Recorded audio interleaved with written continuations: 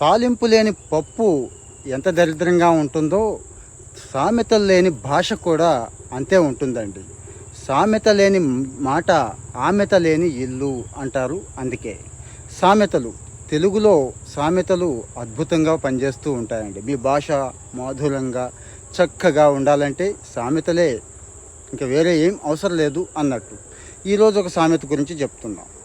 3 ఏళ్ళు సాము చేసి సాము నేర్చుకొని మూలనున్న ముసల్దాన్ని కొట్టినట్టు అని వస్తుందండి. అంటే ఒకడు విద్య నేర్చుకున్నాడు. ఏది? సాముగరిడి. సాము అంటే సాముగరిడి. కర్ర తిప్పుతారు చూడండి, అద్భుతంగా తిప్పుతారు. పల్లెటూళ్ళలో ఒకప్పుడు అవి ఉండేవి, ఇప్పుడు కూడా అక్కడక్కడ నేర్చుకుంటున్నారు. భలే ఎక్సర్సైజ్ వస్తుందిలేండి. ఈ సాముగరిడి నేర్చుకొని ఏం చేశాడు అంటే మూలనున్న ముసల్దాన్ని కొట్టాడు అన్నట్టు. అంటే మనం కూడా చాలా విషయాలు, చాలా స్కిల్స్ సంపాదిస్తూ ఉంటాం, బాగా చదువుతూ ఉంటాము, కానీ దానికి తగ్గ పని అయితే చేయమండి. దానికి ఏ